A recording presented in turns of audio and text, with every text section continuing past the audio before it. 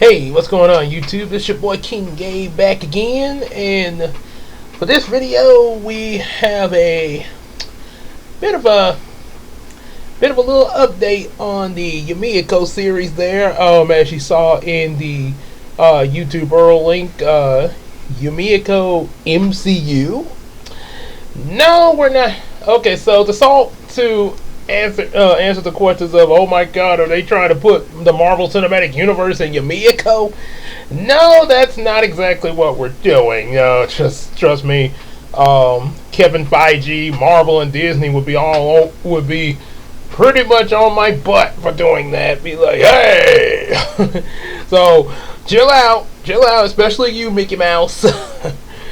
So now, what this basically means is that you know how when the MCU started off, they had you had the Iron Man movie, Hulk, Iron Man 2, Thor, Cap, Avengers. Then you did Iron Man 3, Thor 2, Cap 2, Guardian of the Galaxies, Age of Ultron, Ant-Man, Guardian of the Galaxy 2, so on and the Captain America Civil War, and so on and so on. Doctor Strange, Spider-Man, Black Panther, and then of course, the Endgame, Infinity War and Endgame. So yeah, you had all that stuff pretty much lined up back to back. So notice in each of those, you sort of dove into a lot of the different characters as the storyline of the universe itself would continue on, and as a result of each movie. Sort of like the Harry Potter series, but slightly a little different.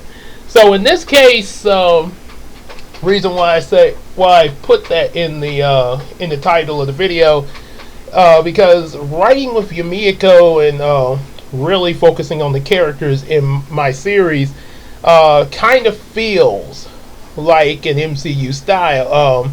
It's obviously different because I don't have Hiko. Okay, this is a Hiko Makuro movie. Now this is a Naomi movie. Now this is a Julie movie. Now, don't have it completely, set up directly like that. But there are issues that will focus on a particular character at certain points. There, sort of more like in the lines of shows like Digimon, or possibly I would say even Yu-Gi-Oh, which that is kind of some of my inspiration. That is one of my main inspirations for the series Yu-Gi-Oh, as well as shows like Digimon, a little bit of Pokemon, and other animes here and there, but and also other shows I've grown up with as well. So yeah, kind of more in the lines of that. Like in Digimon, you had an episode focused on Tai, for Agumon the Digivolve, and so on and so on. Basically, with the Digivolution of their Digimon partners, but yeah, you would kind of focus on the human partners as well.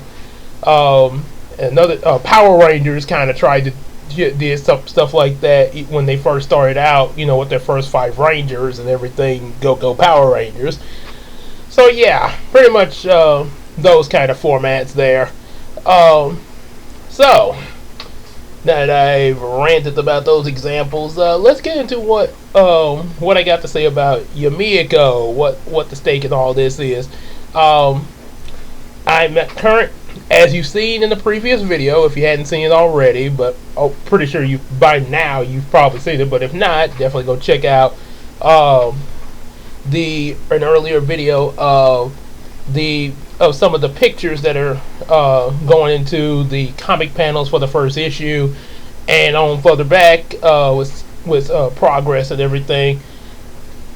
So with that, I'm currently working with the pictures for the first issue, and then of course after that, issue 2, 3, and so on. Because I've already got rough drafts all the way up to 10, all written out and proofread and everything. So basically going back and doing the illustrations for them. However, there are chances that I would probably put at the same time do rough drafts of of some of the future issues there, like 11, 12, and so on.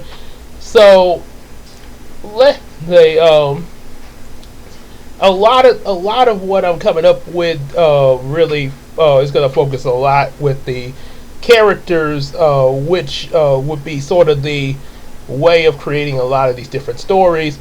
Also, there's different stories that I've come up with over years of time that I'm adapting into this series as well.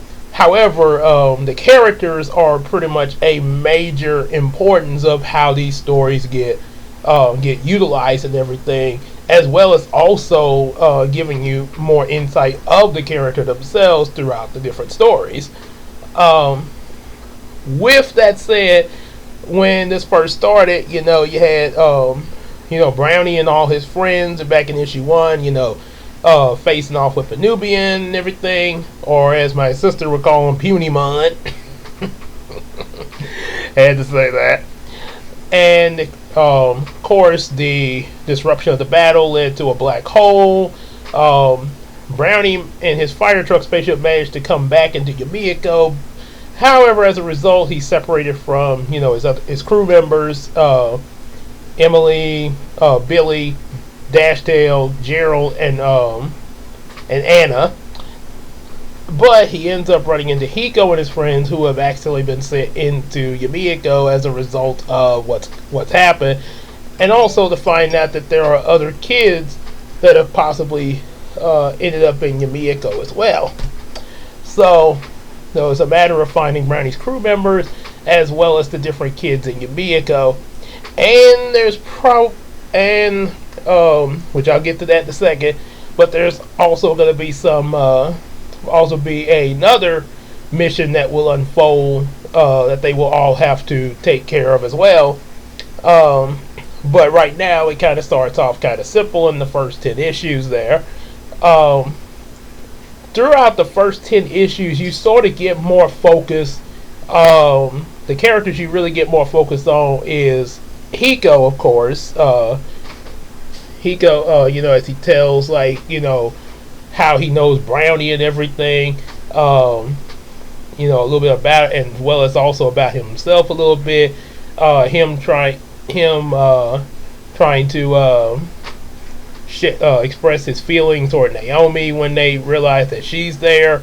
And it's and then the whole thing of trying to help Brownie out against Nubian and realizing that his ADHD sort of kind of getting in the way of him being able to focus his powers correctly after so long, because he hadn't had his the medicine that kind of helps him focus. He hadn't had that in a couple of days. Pretty much like me growing up as a kid, when first realized that I had ADHD, I was on medication as well. So yeah, there's that, and coming to terms of how to focus, even without the medication, which was another thing in my case. It was a certain point. I think somewhere in middle school where it's like, okay, Gabe, we're not even going to rely on the medicine anymore. So then of course you have some focus with Naomi, where she's coming from, which leads to both her and Hiko relating to each other and becoming more liking toward each other, even to the point where Naomi's like, I feel really comfortable around you. And then, of course, the two of them facing Nubian together. Yep. And so now you got that. And you do get some focus with Brownie as well, being the one that's having to kind of cater these kids and everything, being a young adult. As he states to Punimon, I'm 21. And now, after issue 10, going into the issues that I have up here, so I got to get rough drafts written of them. It's something I really should write, like I guess you could say how would you say it, an out I guess say outline or PowerPoint something. Well, probably should just jot down the ideals in general, and then so I can have something to look at when I'm doing the rough drafts. Yeah. So, but for now, I'm gonna tell you what's in my head before putting them down. So I'm telling it now. So anywho, so what I got planned coming up as for it, and also what's gonna be of some of the other characters, as well as some possible new characters that will show even further down the road.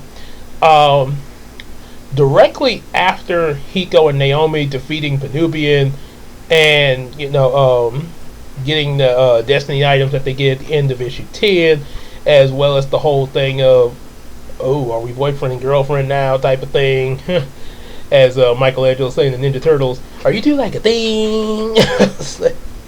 So after that, of course, everybody's brought back that Penubian had put in the void and all that, because Penubian's been defeated. He's not destroyed, but he's defeated there. So obviously the little powers that he had to keep everybody in the void done broke, so everybody's back.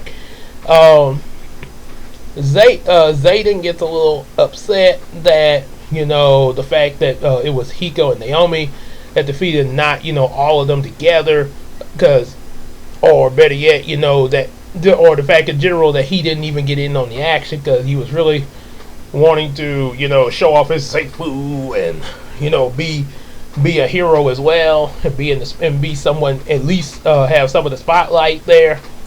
So yeah, that starts to kind of anger him, and he tries not, he tries to keep cool about it, because doesn't, especially with like he said earlier, I need friends. So he's trying to keep cool about it, but yeah, he is kind of upset about that. A lot of the people in Barnhart City are giving Hiko and Naomi praise for what they've done, everything, defeating Penubian. Eventually, Brownie shares a story with the kids after them kind of touring around Barnhart, because they're waiting for Brownie's fire truck to finish being repaired. So after a little tour around Barnhart, yeah, Brownie shares with them how they first met, how they first got into it with Penubian, which involves them stopping this mission, stopping this operation Penubian had, that he was sent to do by Ramon Raban to accomplish on the planet Uranus, which is a callback to Brownie's rescue mission on Uranus story I wrote back when I was a little kid for a Disney writing contest. So yep, that so yeah, we get that, as well as also because this takes place when, see, Brownie's 21 now, but this took place about 3 years ago, when Brownie and Dashtail were 18 and first not only got out of high school, but now were part of the first signed on to train to become firefighters there. And they meet up with Gerald, who's already, because Gerald's a little older than them, so he's been there about a couple of years there, so he kind of shows them around and stuff like that, and kind sort of like how you show your new employee on the job around. And I want to say there's also Billy, I think, would kind of be with them. He's younger than Brownie and the others at this point. Him and Anna are actually the youngest. They're both in the beginning of the Yumeko series, they're both 18. So 3 years ago they were both 15. Anna still being in high school, and Billy, even though he's 15, is actually graduated early, and is with Brownie and Dashtail, not signed on as a firefighter yet, but as an intern to help with help like with with the mechanical stuff at the station. Fixing, being able, like sort of like a handyman. Also, kind of work with the computers up there and stuff like that. The technological stuff and everything. So they also as they're there, they're introduced to Emily and Anna in this flashback. Anna, like I say, 15 years old. She's actually the daughter of the mayor, who's still the mayor now of Barnhart City, and Emily is kind of works for the mayor, and just so happens today she's actually sort of keeping an eye on Anna for the mayor while the mayor's taking care of some things in the town. So Brownie ends up. This is how Brownie ends up meeting up with these two, because Emily is kind of showing Anna around the firehouse and stuff like that. And of course, Brownie has a little thing for Emily and like, "Hey, what's up?" As you can say, because she's the cat's meow. I sort of put the whole thing with Brownie flirting with Emily. Is actually based off when I first met Christina. So being that Brownie and Emily them are adult characters in this series, I put me and Christina in our way of the way we are into them. So that the way we are now as adults into them. Hiko is the embodiment of myself as a kid, though. So yeah, there's two different. I guess you could say two different versions of myself. Yeah. So. And then of course there's the I think the mission that they foiled, that the operation that Penubian's doing, that Brownie and his friends foil, which is why Penubian tries to take revenge on him at the beginning of the first issue, is involving a kidnapping as well as trying to get some stuff on Uranus. Excuse me there. So a little bit more. When I actually start writing this out, there'll be a little bit more detail on that. So that's a work in progress. Because I gotta write. Not only write it down, but also make sure it makes sense and everything. I know it's fictional, but still, well, like, don't want to end up like all of a sudden like, wait, what? So. Yeah, so that's how everybody, Brownie, Dashtail, Billy, Gerald, as well as Emily and Anna, all them, at the end of all this, kind of like, hey, and say, hey, we make quite a, we could all, do space, this was pretty good, we could do space missions too, along with the firefighting stuff. So of course, for Brownie, Dashtail, Billy, and Gerald, that's like they could be firefighters and space explorers. And of course, Emily and Anna decide to join in with them, and that's why you see all 6 of them in the spaceship in the first issue. So, after telling the kids about that story,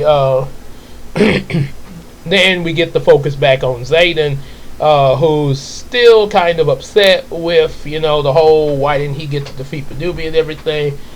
And it starts leading into some of his backstory of the fact that he actually is a former celebrity.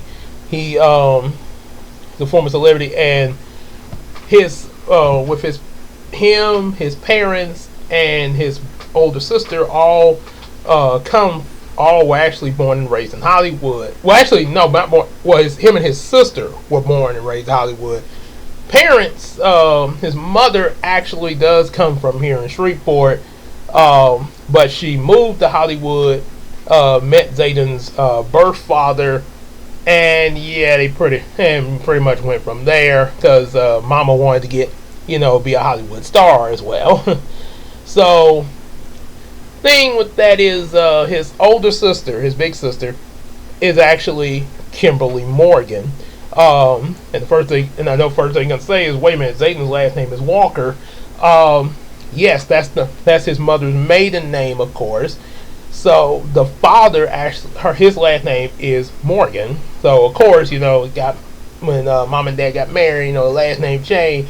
So at that point in time, Zayden and his sister was going by the last name Morgan. So yeah, he was Zayden Morgan then, and his sister Kimberly Morgan. Kimberly Morgan is actually a character I came up with. Way back when I was writing the Heroes of Dreams series back in 2011. A few years after I started writing Heroes of Dreams, I stopped after 10 books of Heroes of Dreams and wrote the first 2 books of another series called The Mysterious Adventures of Reality and Imagination. Was sort of similar to what's going on with Yumeko, but compared to Yumeko, compared to this series from back then, Yumeko is turning out to be a better version of what I wrote back then. In the first book of that series, there was a character introduced called Kimberly Morgan, who was sort of a celebrity. And she was not related to Zayden in that series. Yeah, I had Zayden in that series, a version of Zayden in that series. My character in that old series was called Johnson Douglas instead of Hiko Makuro. And both of them, seeing as how Kimberly was not related to Zayden, when they saw Kimberly, they was like, yeah. And, kind of went like heart in the eyes. The ideal of Kimberly Morgan actually was inspired from Janet Jackson, and also from my friend Quintus, who Zayden is based off of. There was a video we did back when we was in middle school, Super Gave us Super Quintus, and in that video we made up our own commercial break, and one of the commercials, which kind of carried over into the climax of our little short film, led to his sister, who was just kind of sitting in watching what we were doing for the last half, to being a part of the film. She was like, hey, could you play Janet Jackson?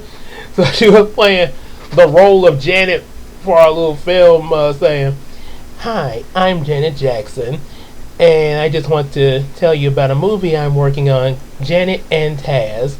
It's gonna be a really big hit there for both me and Taz. I tell you what, if there actually comes out, if a movie actually was made, Janet Jackson and Taz, Janet and Taz movie, let me know in the comment section who all of y'all would go see that movie. Just wondering. I don't know what exactly it would be about. We didn't think about that. It just came up at random, just for our little film and everything. We didn't really think any further of it. But if Hollywood actually came up with that idea, like the way they had, Space Jam with Michael Jordan and the Looney Tunes, and then LeBron James, and now they say, okay, let's put Janet Jackson with Taz. Yeah, I'm just wondering, who all would you would see that movie? Just out of curiosity. Not necessarily saying, I know I'm not necessarily saying that whether you would like it or not. All depends on how it's written, but yeah, just out of curiosity, who would see it? So so we had that going. So yeah, Kimberly Morgan was based off of that. The idea of Janet Jackson, as well as his Quentin's sister playing Janet Jackson in our short film. So here in the Yumeko series, we decided to make it where Kimberly Morgan and Zayden are sister and brother. Being brought up in Hollywood, because like I said, she's older than him. I got when I start writing, I'll come up with an age there. I think she's gonna be like she's teenager, or either a young adult at this point, because I know Zayden's 11 in the series right now. But I'll think more of that when I start writing it. However, so when they're brought up in Hollywood and everything, Kim, she's doing her thing. Her and Mama. Dad's kind of a manager to them, sort of like and yeah, this is another and you'll see why. I'll tell you why I mentioned this in just a second. The daddy's gonna be kind of referencing Joe Jackson. So I guess you could say Zayden is sort of a reference of Michael Jackson a little bit. As I mentioned in in the rough draft of issue 1 that I'm working on now with illustrations, Zayden was, showing off like how he do the MC Hammer dance, like oh, as well as also Zayfu like he's Bruce Lee and Jackie Chan. Because of course, this ties in with the fact of when Zayden was in Hollywood. He looked at a lot of these movies, like he mentioned, with Karate Kid and stuff like that. Like with Karate Kid, stuff like with Jackie Chan. Well, actually, the old Karate Kid, it was the new Karate Kid that had Jackie Chan. So this comic series is actually before the new reboot, the new remake of Karate Kid. So referring to the old one, yeah. That's why he mentions about stuff like that, because of the fact, he kind of has that whole thing in him of wanting to be a, superstar, and in this case, just wanting to be the cool guy in general.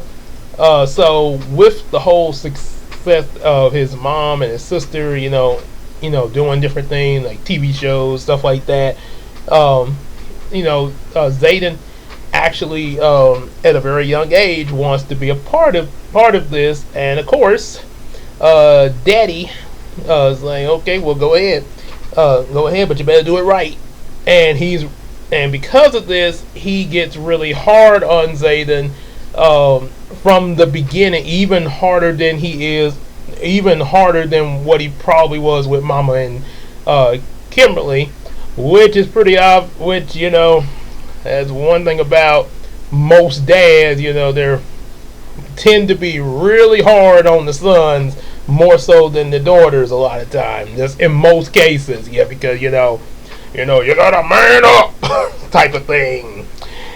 So, especially this is taking place in 99, too. So, yeah, he's really tough on Zayden, sort of like Joe Jackson with Michael, and Zayden goes through with it for a while because, like I say, he does want to do this.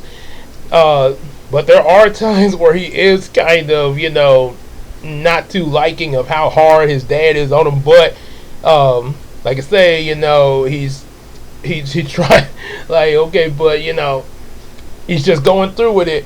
But eventually, he starts. His parents start to think that he's having tantrums at random times there, but there's a little bit more to it than that. And when he's at 6 years old, he ends up having a really big tantrum right in the public eye, which ends up getting in a whole lot of magazines, and Dad is just really fed up at this point that he demands that, that they just, hey, Zayden, we can't have Zayden here because he's really causing us some bad press right now. We gotta do so. We can't have him part of this life anymore. Which is pretty harsh, being that's your son, man. So his mother, trying to, do like hubby says, as well. But at the same time, somewhat have a little mercy towards Zayden. But yeah, she's trying to please both sides somewhat. But more so hubby than her own son. She ends up she just has Zayden sent back here to Shreveport with a grandma, with her mother. So it's Zayden's grandma on the mom's side, of course. And when he's sent back there, that's his last name gets goes from being Morgan to Walker, because of the because when he first arrives at Grandma's, he's just, I mean, this whole thing got him really depressed. Like, why my parents just, did me like this, just ship me off like that. And so Grandma is kind of the one that really tries to get Zayden out of his depression, and eventually finds out that the cause of his tantrum, which she doesn't find out right away. How the grandma finds out about Zayden's about the source of Zayden's tantrums is when Zayden tries to start school and he tries to make friends and everything, but everybody's talking about the magazine and news reports of him acting out in the public in Hollywood, and even to the point of kind of picking at him about it. And the anger rages up to the point he just loses it again. So Grandma decides to get to the bottom of it there to figure out what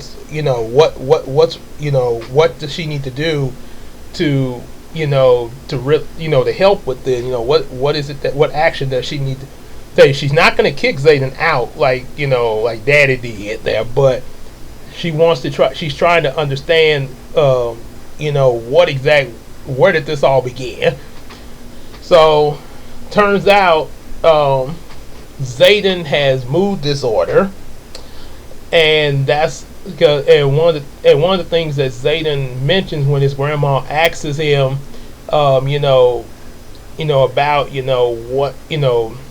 about his anger and everything like that. One of the things that Zayden mentions is that sometime when he gets upset, it almost at a certain point in time when his anger really gets up there, it almost feels like he becomes a different person, like he's not even himself anymore, and things happen so fast it's hard for him to even remember how and what and when and why, and he's really scared. This has really got him afraid of him. He's afraid of himself, and to a degree also his dad as well. So that's how it's discovered. That's how it's found out that he has mood disorder, and is prescribed medicine for it, sort of like Hiko having medication for his ADHD. And also, like I mentioned in an earlier video, I will be making Hiko both ADHD and Down syndrome. So with that said, so Grandma really sticks by Zayden to really, really kind of keep his spirits up through all this, so he can know that somebody is there for him. Then of course, gets 11 and the beginning of Yumeko, he's disappeared. So one of the things Zayden mentions, and like he feels like another person, he almost feels like he has a monster within him. So back with Yumeko, Zayden, is upset about the fact that he didn't get on Venubian. Tim, Julie's brother, and this is going to open up something with Tim.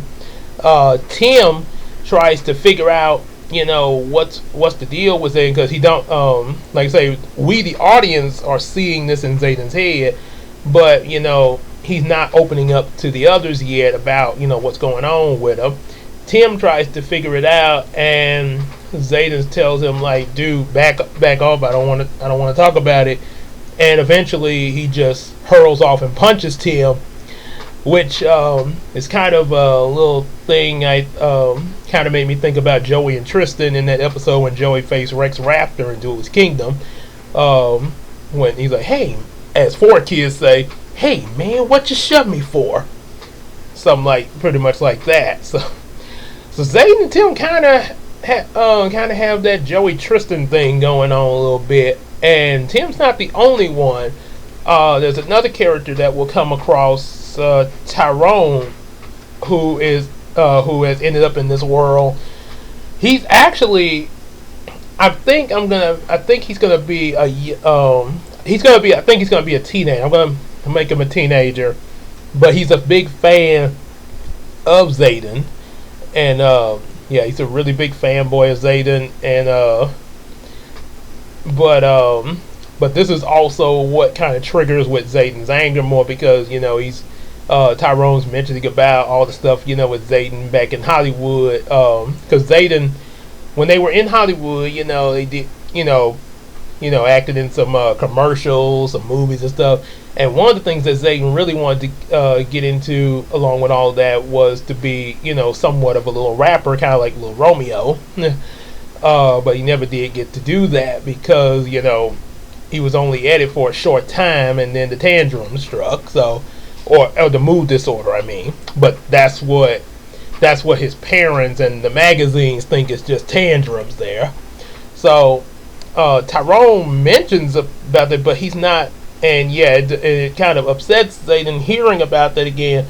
However, Tyrone's not really, he's actually still a fan despite that. He just, he doesn't really, he's not really trying to make fun of Zayden or anything. He's actually trying to be on Zayden's side. However, Zayden's so upset that he doesn't see that. And that's what kind of leads Tim to trying to hey man, what's wrong with you? You got a fan here and everything, and Zayden punching Tim. At first, it was going to be Hiko trying to get through to Zayden, and Zayden punching Hiko. But I decided to make it with Tim because there's, like I said before, there's something I'm going to reveal with Tim as a result of Zayden's story, which will give even Tim a little spotlight, as well as some of the others that I'm going to mention. This leads, all of a sudden, there's this wolf that starts attacking. Big wolf starts attacking the gang and everything. So then there's the mystery of, well, where did this wolf come from, and who is, and what is the deal with this wolf? Turns out later you find out that it's Zayden. His anger, which his anger from result from when he loses control of himself, is making him turn into this wolf, which relates to what he said. What he says, in his mind, what the audience finds out, that he felt like he was like there was a monster within him. And as you know, Yumeko is the manifestation of imagination and dreams, but also nightmares too. So this Zayden thinking of himself as a monster has manifested in him, and that's why we get this rampaging wolf there. So eventually, they would get through to Zayden, and it would actually be just like how Julie got through to Hiko in his depression over, oh my god, I lost control of my powers and hurt people, and Julie had to calm Hiko down in his depression and everything, comforting him like a big sister. Well, in this case, it's more of a buddy kind of thing with Tim and Zayden. And Tim is actually able to get through to Zayden and get him back to normal. And after doing so, Zayden's like, "Wow, man, how did you do that there?" There's able to enter within Zayden's heart there, whereas Julie enters in people's minds. So he entered within Zayden's heart, which sort of made me think about Turning Red, with that scene where Maylee had entered into her mother's heart and saw her mother as a little girl, frightened and confused there. So in this case, Tim explains to Zayden that just like how his sister Julie has psychic powers to move stuff with her mind and read, and as well as read minds, read other people's minds. Well, in his case, he didn't really develop the powers that Julie had. His powers are basically being able to basically healing both physically and mentally, as well as people's hearts. They're sort of like Mati from Captain Planet. Hi. So With that, Tim states to Zayden that when he first realized he had those powers, at the kind of around the same time that Julie developed her powers, because they're twins, he wasn't too impressed with his abilities and saw Julie as getting more attention than him back then, until it came to the realization that at that point Julie was having trouble keeping her powers focused, much like Hiko was. And remember how she states to everybody, one of the ways that she, which I'm going to add a little something to that because of this. One of the ways that she learned to control her power was her parents showing her how to giving her sword training, focusing with that, which helped her how to keep focus of maintaining her powers where she wouldn't lose control of them. And that's why she's able to use them effectively now.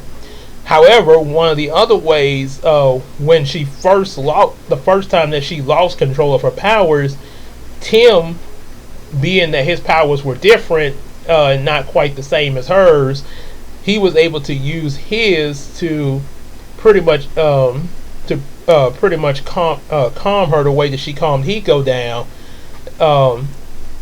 reaching out to her heart where for that moment, she like, hey, it's okay, Julie, it's okay. And from then, during this training with the sword training, she also got help from Tim to keep her calm until she got to the point where she was able to control her powers fully, sort of like having training wheels for a bike. Tim was sort of like her training wheel there. So yeah, that's one of the ways that they really help each other out. And that was what made Tim realize that both him and Julie and their abilities were both important, and one wasn't greater than the other. So yeah, and that's what he shares with Zayden, and Zayden is able to come to terms with himself and the rest and everybody else that, hey, just because I didn't get to be in the spotlight at that moment doesn't mean that I'm not important, and everybody's time to be in the spotlight will come, him as well as anybody else. And that little debacle is solved. And they traveled, and with Brownie's fire truck fixed, they start to head off to Elmer City, as their journey to try to find out what Brownie's friends are, as well as other kids that have been sent to Yumeko. Tyrone joins with them as well, being fanboy over Zayden and everything, and of course becomes friends with him as well. Sort of the whole thing with Tyrone being a fanboy of Zayden is also kind of a reference of how Launchpad is a big fanboy of Darkwing Duck. Yeah. So once they get to Elmer City, as far as how I'm gonna do, as far as the spotlight with some of the other kids there, so to have a moment with them, there's gonna be another character, sort of an enemy at first, Damon Carterton, which was mentioned in one of my Miracle comic trailers. Him and his brother Darius reside in Elmer City, and because they want to get the Destiny items that Hiko, Naomi, and Sakura have, they decide to separate the gang once they get to Elmer City, and this is where you get some of the character focus with them separated, sort of like the Digidestined were when Devamon did that. And one of the things you would get a focus with, of course, you would get a focus with Julie and Sakura as they meet up with another new person, Sadie, and the three of them sort of become like battle girls, dealing with the threat that they're having to face. Tim and Melina, which this would give mainly Melina some spotlight, with, of course, some more for Tim, which would involve these dolls and everything, as mentioned in the Shanice trailer from my Miracle Comics trailer. So yeah, you'll be getting that. And then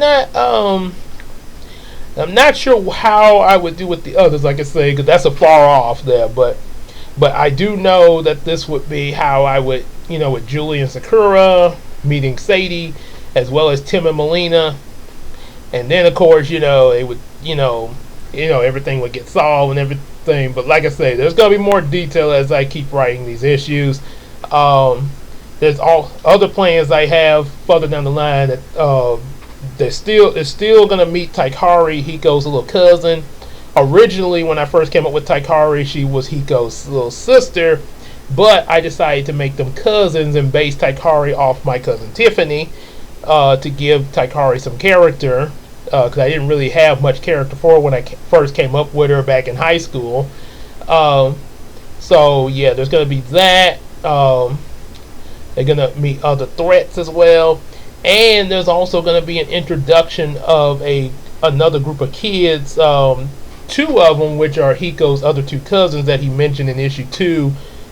Two of his cousins, which would become like these sort of Wild West kind of heroes, and another group that Hiko actually hung out with back in 2nd grade, the Dino Defenders, which are magician warriors with the powers of dinosaurs, dinosaur magic and everything. So, which is sort of their version of Mighty Morphin Power Rangers with the dinosaurs and stuff, but as magicians and stuff. So I guess you could say if you mix the dinosaur Power Rangers with Mystic Force or something.